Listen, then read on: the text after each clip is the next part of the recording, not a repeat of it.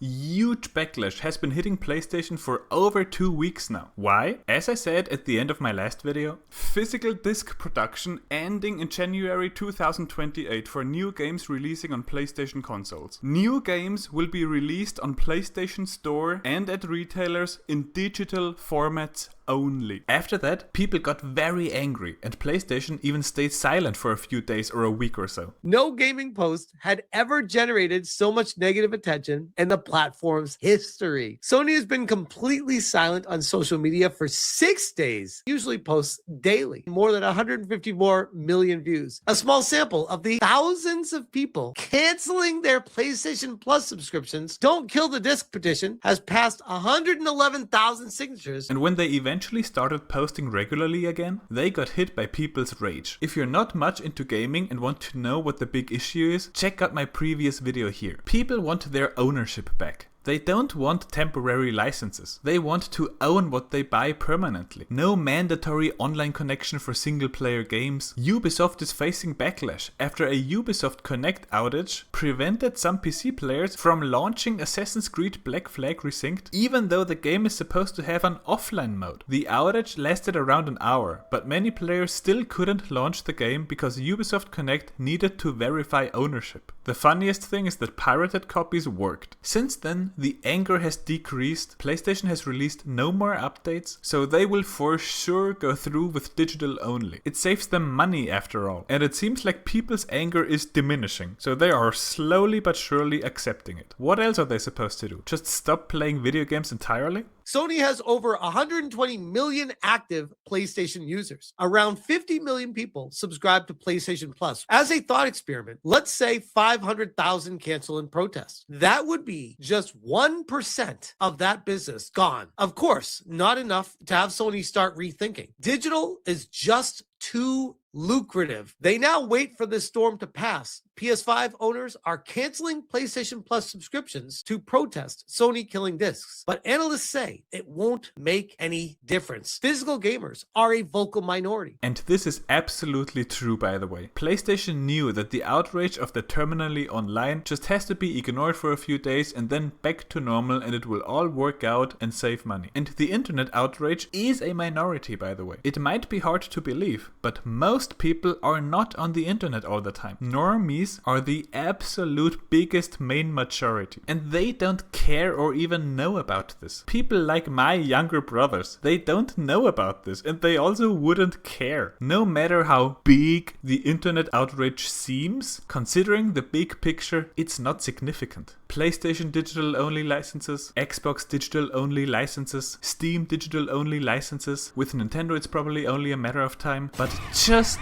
then a very viral post appeared by GOG. Download the offline installer of any of your games on GOG, save it to a disk, and it's yours forever. You don't need a storefront's permission to play what you bought. Now, I had heard of GOG many times before, but never knew what exactly it is. Gaming related, but what exactly? And I thought I remembered hearing something bad about it, so I checked it out. Download the best classic and new games on Windows, Mac and Linux. A vast selection of titles DRM free with free goodies and 30-day money-back guarantee. GOG is a legitimate authorized game store, not a grey market key reseller. You purchase the game on GOG, it is added to your GOG account, you can download either a standalone offline installer or install it through the optional GOG Galaxy client. GOG's main feature is that games are generally DRM free. After downloading the offline installer, you normally do not need to sign in. Activate the game online or keep a launcher running. GOG Galaxy is optional. And in case you do not know what DRM is, publishers like to use it in order to avoid and prevent piracy and cheating, a technology used to prevent unauthorized copying or playing of games. Its main problems are, and this is why people hate it so much, performance issues, always online requirements, games can disappear, check out my previous video, it explains this in depth,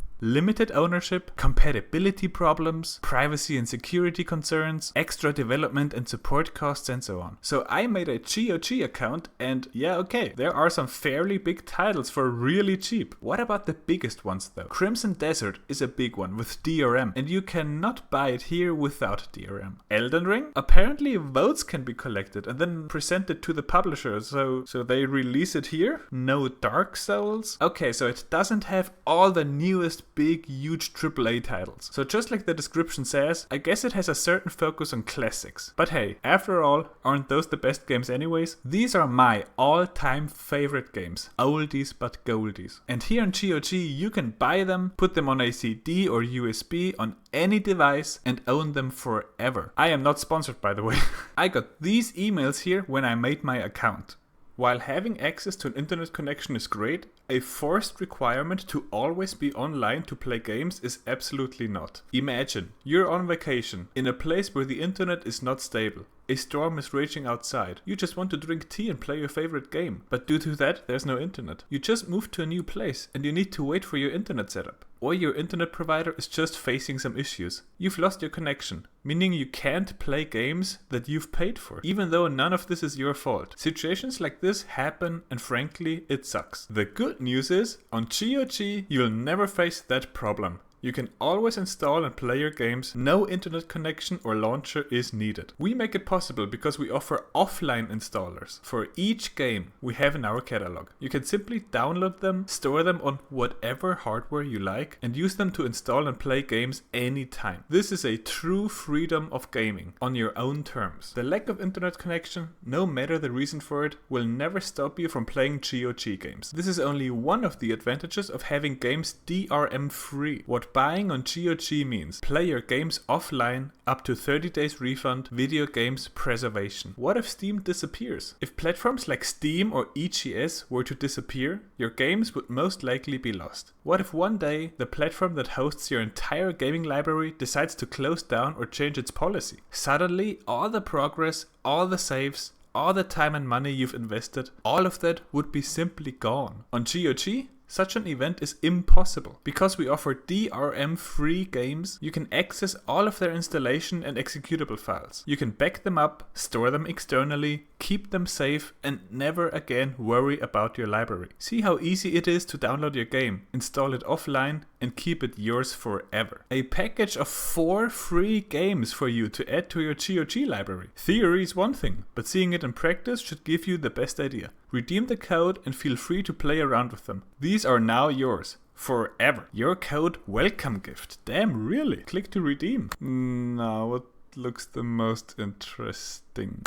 Okay, so GOG Galaxy is like the launcher, I guess. The app for it, but it's not mandatory, it's not required. Download offline backup game installers. Controller is not working. Yeah, I don't think this is like my game, but I mean, you don't have to play or download this. So. Yes, so this is just the game. I could put it on my USB stick now, on any hard drive, on anything I want, on all of my laptops. Yeah, I have this offline now. Have you ever wanted to play that one game from your childhood that ignited your gaming passion only to find out you can't? With 87% of classic games unavailable to buy anywhere, the reality of game preservation today is dire. At GOG, we help you to keep classics alive, against all odds, bringing back your favorite games that became inaccessible and ensuring their best versions. You decide how you want to enjoy your games. Don't depend on our platform to access them, and no one can take them away from you again. This is what differentiates us from other platforms. Playing offline. Yeah, this is big. I mean, sure, Steam, if you don't have an internet connection, sure, I think a Steam window appears and you can decide to play offline. But what if you're banned? What if Steam goes bankrupt? You never know. You just don't know. What if some different CEO takes over, changes all the rules, changes all the policies? You just never know. Like, this required internet connection is just so suboptimal.